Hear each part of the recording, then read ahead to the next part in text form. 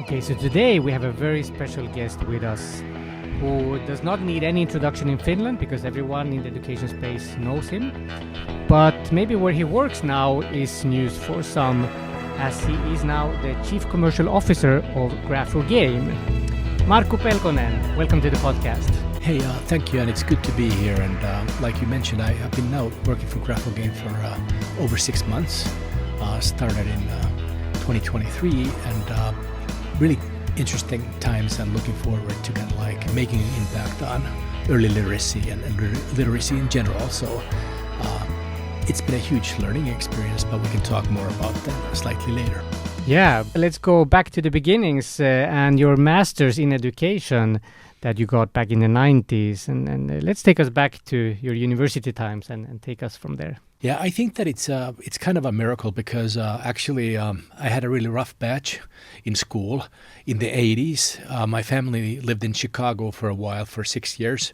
And then when we moved back to our current home city, Lahti, I was actually kind of like not so academic at that point. But eventually I started working after high school, after the military. I did some odd jobs, and I actually did some work in a school, just as substitute teaching. And I already started in a business school, but my father got a call from the principal, and he said that Markku has to become a teacher. He gets along well with the students. Wow. And because my father was kind of like to the point person, he said, Markku, we're going to Savonlinna.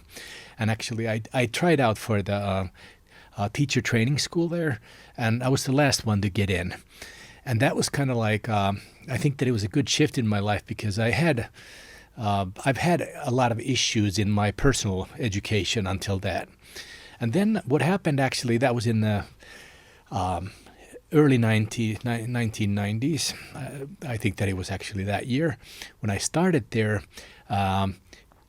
We still had the computers. 286 was, I think, that the first one that I ever saw. I got really excited, got some extra cash, lent some money. I bought a computer, and after that I was sold. So basically what happened then, for the last years of my teacher studies, I got really hooked on computers. Did my master's thesis on hypermedia, adaptive learning and hypermedia. At that time, it was kind of like voodoo art. But then actually got really interested in, especially in digital learning. So it was kind of like going from 0 to 100. Started a company in Savonlinna while I was teaching at the University Practice School. So was this still in the 90s when you were working as a lecturer in the Faculty of Education and actually created the first web-based learning environments at the university? Yeah, that was actually, it was kind of like we had a very good professor, and the leading, who was actually running the whole teacher training department, Jorma Enkenberg. He was like a very talented and also renowned researcher on digital learning. So basically he got us all the tools, and we started doing a lot of interesting things. And because I was working kind of like downstairs, which was the practice school, I was a lecturer there. He was at the university, the teacher training department. We did a lot of like different, I would say, innovative and not so innovative trials on that. But it was really exciting times. And at that time, we all were kind of like, you could just, at that time, we still took, for example, first class was like a communication tool that you could install on the computers, and then you have a server, etc. So we did some really weird trials on that. But eventually, I got pulled off by the digital in that viewpoint that I started a company, started making web pages for like local companies, etc. So it kind of like extended. And I needed the company actually to just pay for the hobby because computers back in the day were very expensive. Yeah. So they were super Were you also expensive. Programming yourself the web pages? Actually, I was innovative in that viewpoint that I was never like a good programmer. So it was I got along well. Some of them were my ex-students who were talented in that. At that time, of course, programming meant, especially talking about digital, it was Flash, Macromedia at that point, but then it became Adobe, etc. So there was a lot of it was more like object-oriented programming. I did a lot of training on Toolbook, which was like it had a script language, but I wouldn't call it programming. But you could make quite powerful tools. For example, I made self-assessment tools for the local teachers, and then you could put them on a CD-ROM, etc. So they had programming. I would say you need some computational thinking, but I wouldn't call it. I have respect for programmers or developers, so it would be too much to say that I did some real programming. Yeah, okay, but great. But I know you being a very digitally savvy person since a very long time. Yeah. So to know how to think around the technology, I think has been critical in your career. And I think that it's kind of like, I agree that I got kind of like bitten by the digital bug. And I remember in 1998, we won the Microsoft Road Ahead Prize. For the whole school years, I had a 5th grade and 6th grader students. We made, I totally lost everything. We didn't go every hour or use a normal school calendar, but we made a calendar that every student basically in turns. We had 3 computers in the classroom, and they were making just everything class newspapers, web pages, etc. And at some point, the parents were worried that we're using too much digital. I said, don't worry, everyone only gets about 5 or 6 hours a week. So they were like, whoa, that's too much. You're not supposed to take that much. But actually, it turned out really well, and we did really innovative projects together, for example, with the northern part, Joensuu University. So we had students, for example, communicating during lessons through ISDN lines, which were really 64 kilobytes, slow video conferences. But I think that was a good time. But that kind of program sounds kind of ideal for the present reality as well, if we could have something like that. But before we go into your recommendations for the present reality and the future, I want to go into your career development a little bit deeper, because you have a very interesting career development after also the university. So if you take us from the transition from the university, so how did you transition from the university onwards to become a managing director at Data Fisher? And then onwards in the business world. I basically I founded Data Fisher in 1998. It was first like a one-person company, and mostly focusing just on creating multimedia products for. There were some local companies that needed, for example, marketing materials. So you were able to do CD-ROMs, presentations, sales materials, but then also websites. And then in 2000. I got a notice from the university, even though I was kind of like I would say, I did not neglect any of my work, but I reported to the university that I do over 400 hours a year of stuff for my own company. Wow. And they said, you're only allowed to do 50 hours. So I basically said, okay, that's it, I'm leaving. And I left left in my papers and left the university. And then I formed officially Data Fisher. A friend of mine put in some capital. And basically in about a year, we already had Nokia as the first client. Wow. So we just put up a website saying that we do e-learning, corporate training, and we had a slogan, learning innovations, and it actually took 16 years of work, and it's still operational as a company. Wow. But I left in 2015. But tell us a little bit about that time, because Nokia was really big, of course, in the entire world in the 90s, and they also were innovating with technology in school. There were some projects through universities, like attempts of let's say, using technology in school in productive ways, but nothing really succeeded the way maybe we would have wanted. I've read on a very theoretical level about universities sometimes, or maybe companies even taking initiatives, let's say on a project basis. But since the teaching profession did not have any competence really on the digital skills or the digital department, there was no really real continuity in the 90s. And I think we're struggling with similar problems now with productive adoption of technology for education. But how was it So Nokia, you got them as a client. Did you follow anything what they were doing in the education space? Yeah, actually, I would say that if you look at, like, for example, the current Finnish market in corporate like learning, look at different, like, the big global corporations. I think that very many of them, a big percentage, have at some point worked for Nokia Academy, etc. So Nokia was kind of like, it was the only organization in Finland who could do really big global projects. And so once you got in, it was difficult to get in as a vendor. But once you got in, you got to do really cool stuff. So, for example, like the scale was huge, and they really invested in learning design. So I would say that at some point, like, we just focused on, we had over 10 people just focusing on instructional design. So we were basically designing concepts for learning solutions, which were then created by other companies, for example, like production companies. And at some point, it was like I was over 6 years as an external just at the Nokia house. I think that it's still one of the best learning organizations that I have ever seen. Huge resources, huge capabilities to deploy successfully, trial and error, and also like focus on the whole, I would say, starting from the classroom setting, train-the-trainer materials, digital learning, whatever tools. So it was actually a really beautiful time to learn. And I think that no matter what happened to Nokia at that time, like for the mobile part, I think that it still has a huge impact on, we're seeing the outcomes in many companies. So there's like, if you look at any real global player operating from the Nordics or Finland, they have a lot of huge talented people there who were just able to do like 24/7 learning solutions all over the world.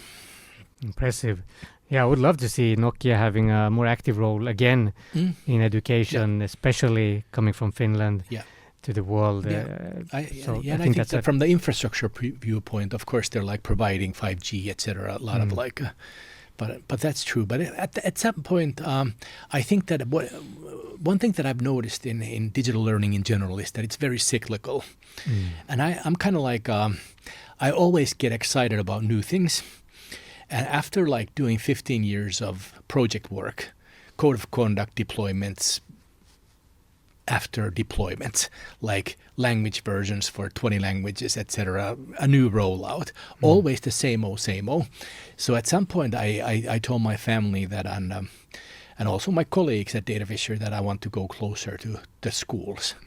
It was kind of like I had been at DataFisher, one of our best clients was also global Microsoft, and especially when at some point they brought into Finland, for example, project-based learning. We did the localizations, etc., the deployment materials for Finland. So we kind of like localized the English materials and created in Australia and the UK, US, and we localized them for Finland, both for the deep.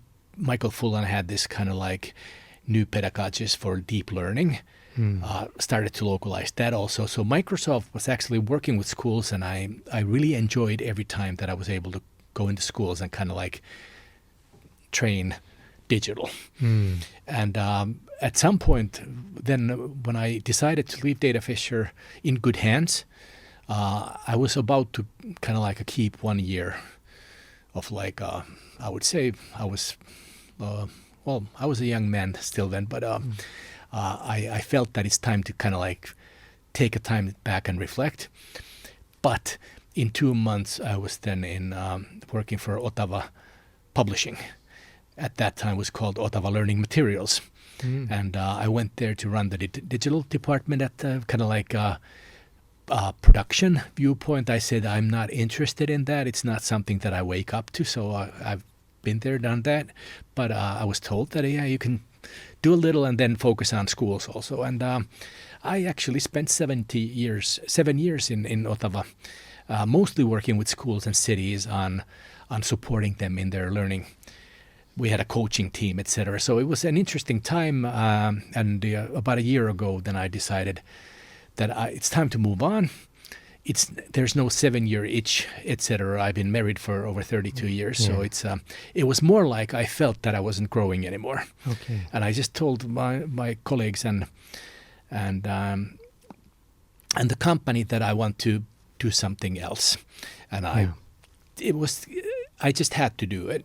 Yeah. It was okay, fantastic. And before we go to the next step, I really want to dig deeper into your Ottawa period, because Ottawa Publishing is the leading education publisher in Finland since many years.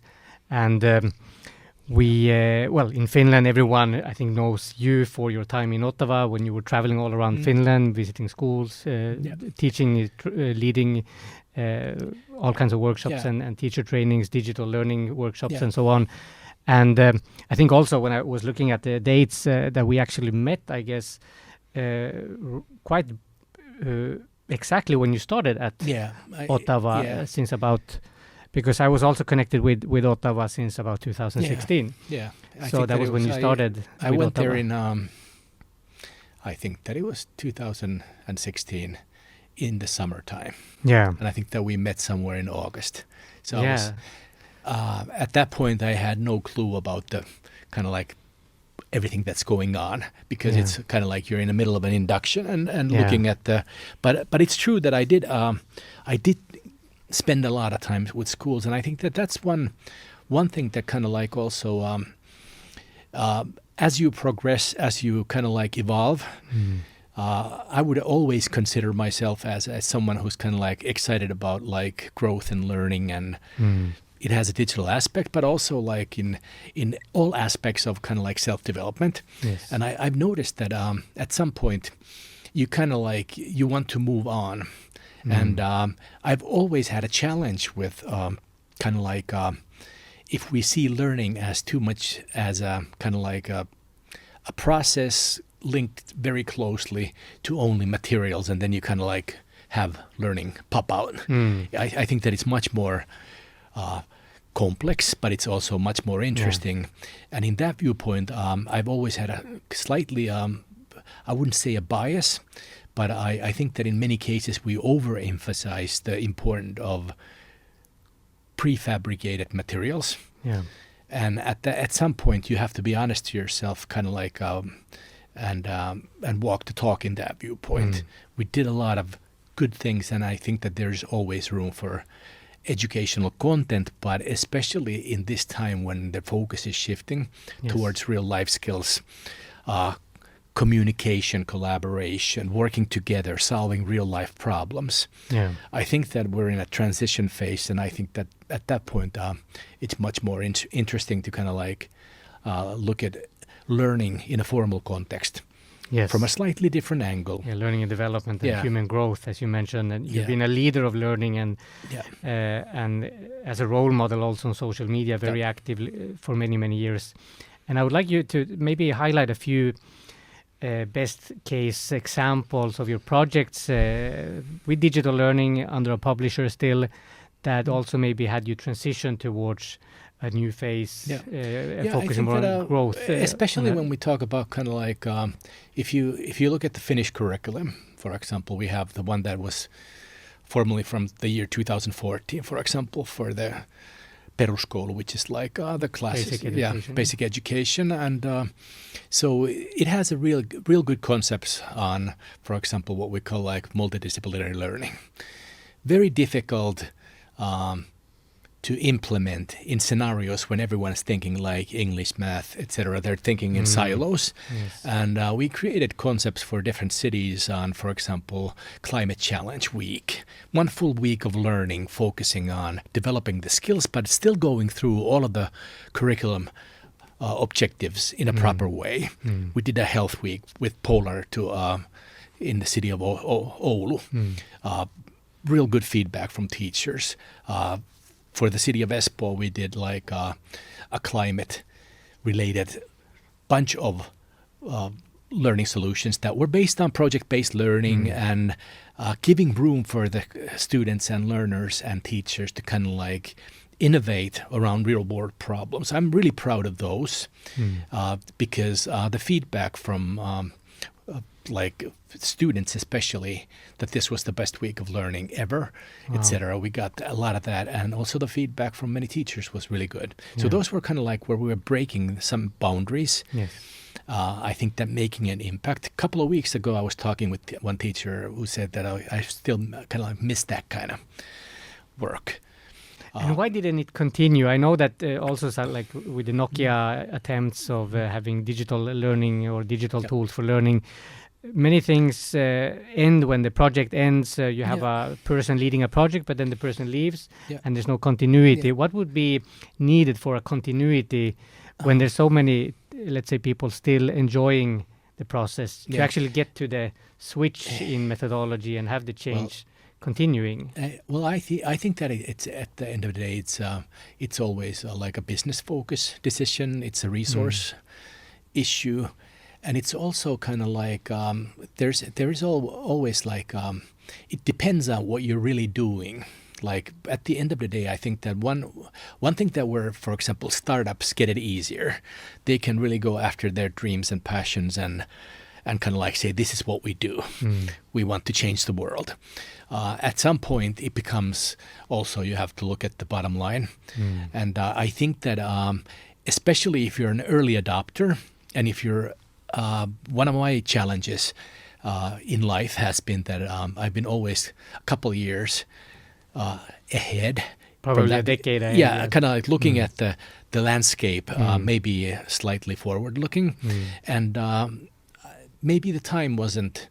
It's also, we have to understand that you can't ask the customers, the clients, what do you need? You have to have a vision. And sometimes the vision and the real culture, the learning culture is not aligned.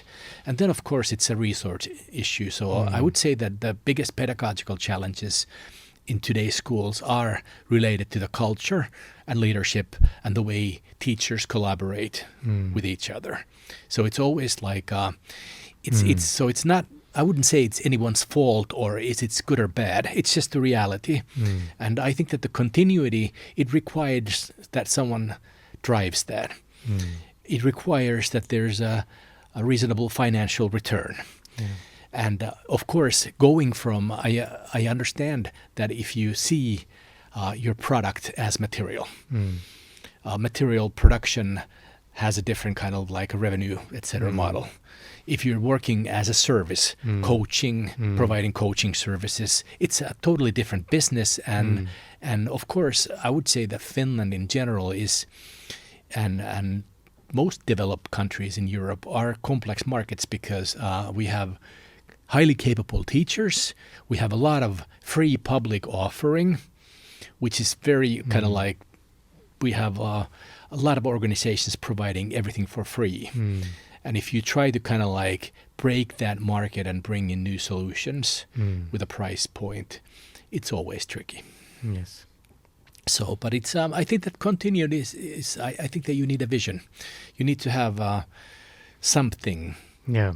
Like definitely better learning, more impact, and that's why, for example, it's really nice to be working right now at an impact company.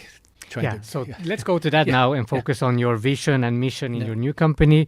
When you left Ottawa, you also started your own, is it a consultancy company or what kind of company? The growth ambassador role that you have with growth resilience? Yeah, it's your own. I would say that it's something that I like working with schools still. I'm the chief commercial officer at GraphoGame. Yeah, but that's the big role you have now as chief commercial officer at GraphoGame, and let's dive but really deep into I would that. say that for me, working with learning, working with educators, working with school leaders is something I would say of a dear hobby, meaning a hobby with no disrespect, that I don't take it seriously, but it's something that I need as a part of my, it's a passion. It's something that I love doing. It's something that I'm actually quite good at. So I still, as a sideline, I do a lot of that, which means that lot is like the 400 extra hours per year. What? The 400 extra hours per year. I would say that, but couple of days a month. And the good part is that when you do kind of like an isolated part, you can also do things that are really meaningful in that viewpoint. So I work a lot with schools that really need support. So for example, big schools, different learning cultures, need coachings on many levels. So that's something that I love. And then of course, working with concepts like life skills and future skills are important. But I think that the reason I chose GraphoGame was, of course, that kind of like eradicating illiteracy globally. It's a very passion, impact-driven goal. Yeah, let's go into that Yeah. vision and mission Yeah. that the company has, and then you personally, how you align with that. Maybe if you Yeah. can summarize a little bit. Yeah, so GraphoGame is actually the most researched early literacy app globally. So we have over 300 peer-reviewed research papers, studies, PhDs on the concept that it works. So basically, it has been proven to be as effective as one-to-one teacher support for learners, just to become literate. So basically, we have 14 language versions. Every one of the versions are created with local universities, and from that, moving forward, we have created what we call a teacher data platform, which provides real-time visibility to the process of learning to read. But then, of course, we can also consolidate that data and provide really real visibility also all the way up to the system level. So even on a country level, we can provide data on how literacy is progressing.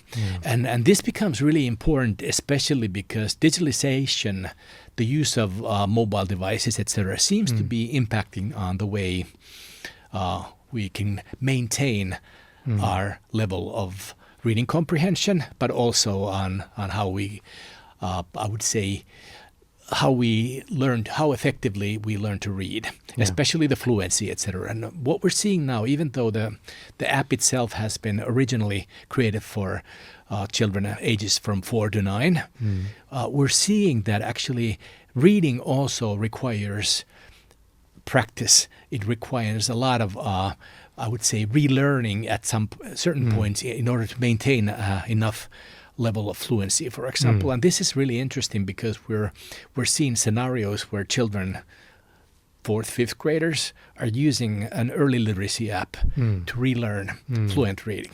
And this is something where we see, especially moving towards reading comprehension, that there's huge opportunities. And that's why I think that we're in a good place. We have over 7 million downloads as of today. Globally, for example, in Brazil, where I'm going in a couple of weeks, over 2 million downloads.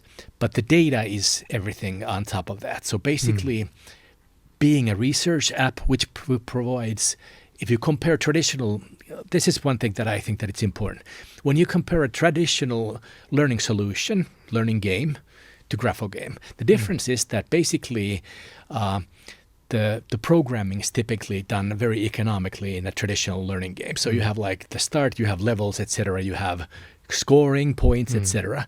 But because GraphoGame is an app that has been designed for research purposes to identify dyslexia, etc. So it provides huge amounts of granular data. And now that we're able to put that on a dashboard, we can actually highlight a lot of interesting data that supports teachers, especially where you have large amounts of students in one class. You might have 40, 50 students. It can group them based on their current proficiency, or they can group them with different approaches, like using peer-to-peer learning, etc., supporting that. And I think that it's really exciting to see the data and also being able to not only talk to like the teacher. It saves time. It gives you, I would say, support and backup on so you can do your work. Yeah. But on a school level, it already provides where to put the resources. On a city level, we can provide guidance on really like where you have the burning platforms, which areas might need additional support. And then, of course, a new trend is bilingual learning. So basically what we're seeing that in many cases, and this is also in Brazil, there's a lot. Bilingualism is a trend. You have multiple languages, whether it's English and Portuguese, whether it's Spanish and Portuguese side by side. And we believe that in the future, it's also important for the children that they can decide, especially from their cultural home background, that they can start with the language. And I think that in Finland, we could also do a lot on this, because we talk about like, you need to learn Finnish. Yeah. Okay, understood. But maybe they should learn to read also in their own original home language. Yeah, I think in Finland we have all the luxuries in the world to learn in many languages. So I think a minimum could be 3 for each individual easily. Yeah. You have your home language, and then you have the 2 official languages of Finland, but then maybe English even as a 4th language, which for children is not that difficult to learn. But I wanted to ask, to dive deeper on your research, because you actually have the knowledge, the research evidence to actually give policy recommendations. If, for example, a country wants to increase the reading skills, the literacy skills in a country, you know how to do that. Yeah. Do you give these kind of recommendations on a public policy level? We have to kind of like isolate certain parts of our service offering. So basically, just being able to provide literacy through the learning games, apps, etc., and then provide data on top of that, that's already value. But then, of course, when we talk about policy, it's also a delicate topic. We have in some regions right now, for example, some Caribbean countries, we have discussions with the local governments on how they can improve not only the resourcing, but also provide visibility to where we are, the current status. When it comes to educational policy and transformation, it's of course something that the ownership is always with the local governments, etc. So I would say that we can provide tools and guidance and consultation. We can provide data visibility. We can provide consolidated reports and moving forward from that. But I would say that the trend will be that we can provide literacy data as a service. But of course, there's so much already that we can do just with the basic literacy, bringing in reading comprehension, bringing in theme contents, for example, related to life skills, etc. So you have to kind of like it's a tough package to manage when you think of okay, you have 14 language versions. Basically, each one of them is an individual game created with the local university. Then you have the data platform just for teachers. Then you have the consolidated data for city level, and then for the government. So it's a huge process, and of course we're a small organization, and we have to be really laser focused in that viewpoint that we don't overreach ourselves too thin, and that's why it's really important that we have now really I would say interest in extended cooperation in Norway with the Norwegian version of the teacher platform, extending the pilot now with the city of Oslo. It's a really, I would say, it will provide some groundbreaking data, because we can also analyze the gameplay data and run it through predictive algorithms and actually provide real valuable data, which is, of course, it's very important to understand that this is it's owned by, it's done under very clear ethical principles. It's done under all of the GDPR, etc., data protection viewpoints. But I believe that we're able to show something to the clients that has never been possible to do before, and it's a big promise. Yes. But I think that it's really interesting, because at the end of the day, I worked as a 0 to 2nd grade teacher, as a young teacher, wasn't very good at it. I had no visibility to how everyone's learning to read. I thought I did by just looking at their faces, are they happy or not? But the reality is that if you just have visibility to what Joni or someone else is doing, it's already a real asset. But if someone who looks after me, my principal or the city level officials, if they said Markku needs support in his classroom, we have an issue here. I think that we're going into where data can really provide value, and that's so I would be bold enough to say that we're already a data company. Yeah. Okay. But literacy, learning to read, that's kind of like you mentioned earlier about kind of like your purpose, and so for us, getting rid of something that is a basic skill, a basic human right. So basically everyone needs to learn to read. We know that it's a huge issue globally still. So I think that there's a lot of ground to cover. Yeah. But Lots of opportunities, and also when it comes to at what age also, I mean, you can come in whenever the need is identified, both with the how and the why. And I would want to add a question on that resistance part. So how do you see the resistance being at the moment when we're still debating in 2024, debating the benefits and versus the negative impact of technology in education? Not really taking as a base starting point that we live in a digital world. The internet has been here for many, like already decades. The smartphone has come since also more than a decade, and but we haven't learned how to use it productively and how to use it in education productively. So the app boom happened basically already. That's in a negative marginal rate of return in the application that we see of too many technologies. Is it like a technology? You mentioned that you're, let's say, in the data business maybe, but is it a technology problem still, or is it a pedagogical problem or a policy problem? Resources, they come into play. If you would have asked me 10 years ago, I would have been more kind of like going on that it's an attitude problem, but I've noticed that actually changing the learning culture in schools, it's a very long time and a complex process. And I think that we have this basically change the mindset of what's the role of school, like understanding kind of like why are schools in place? Why do children spend so much time in a formal setting?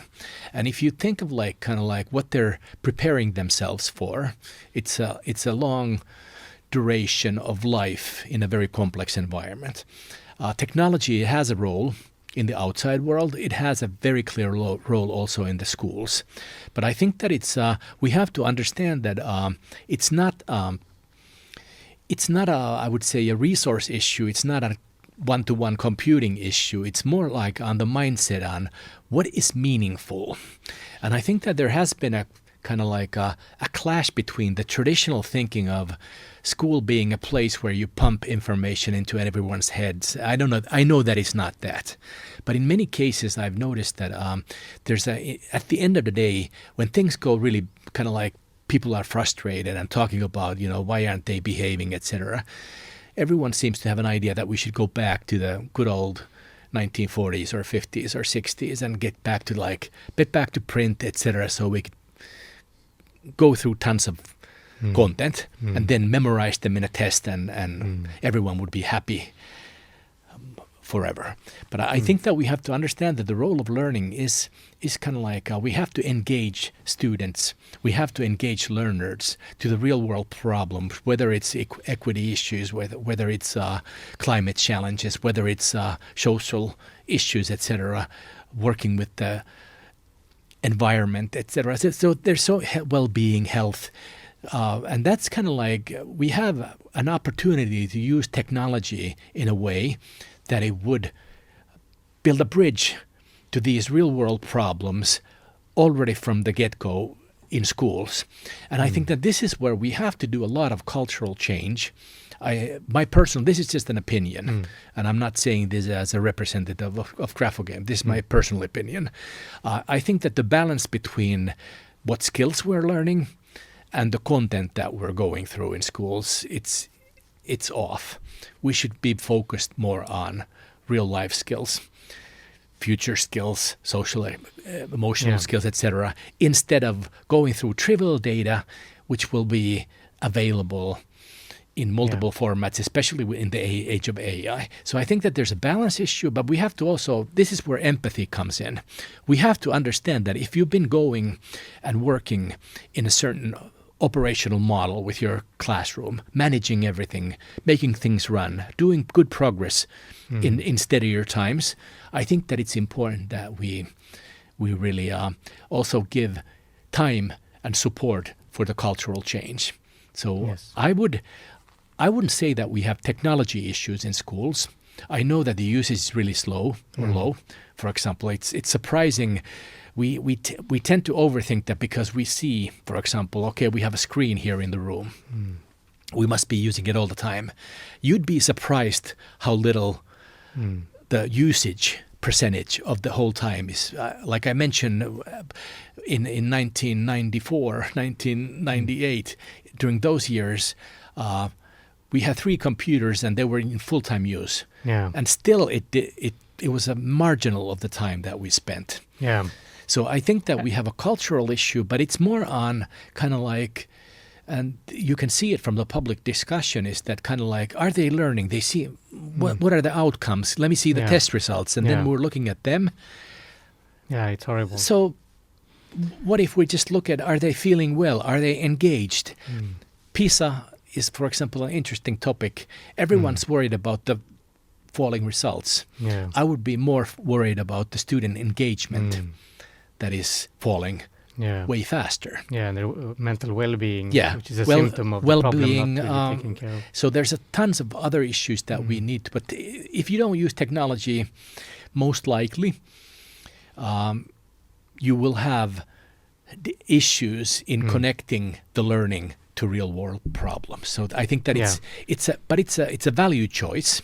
Yeah, I've talked with, for example, some high-level educators from countries that have a very they have made a decision that technology will not. The only role of school is to kind of like support a certain culture, for example, and technology doesn't have a role in that. It's a value-based decision. So if you want to do that, but I would. Let's look at the value. So what do you mean with the value judgment? The culture, if you can expand on that a little bit. Is it the culture in school, in isolation from the community culture? Yeah. And I want to take this also not only to technology, but to gaming, where we can see that the gaming industry knows that there's a lot of learning on the side happening. And I am really thinking about digging deeper into this, that the learning on the side that happens in gaming is actually many times much more than the learning that happens inside the school in some topics. Yeah. Language is a very clear topic, like English language is an example.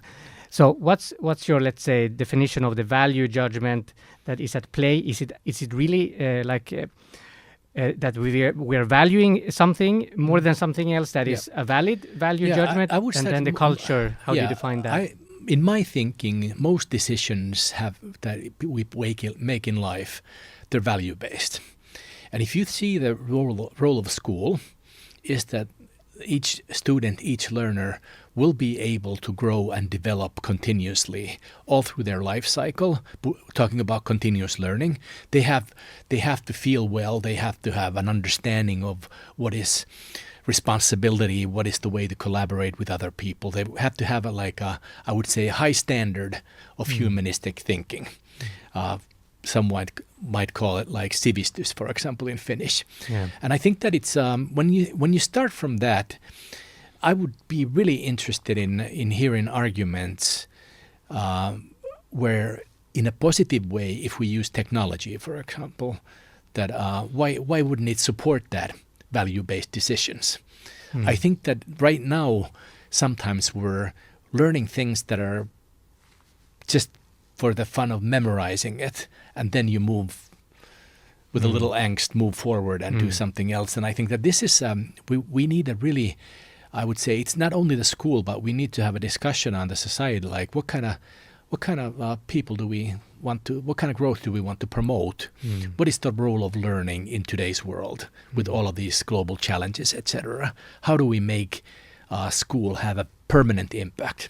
And I think that it was quite founded starting from the 1700s when the Industrial Revolution started, etc., to have kind of like a schooling system that promotes certain competency development in that viewpoint. But I think that we're in a time and age where we should really ask ourselves, are we doing the right things in school? Yeah, so the word school as well, like schooling versus learning, that's it's maybe sounds like semantics for some people, but it's really a huge difference. And a UNESCO report that I read a few years ago said precisely this, that yes, in Africa we see more and more schooling, but there's not much more actual learning regarding modern learning happening.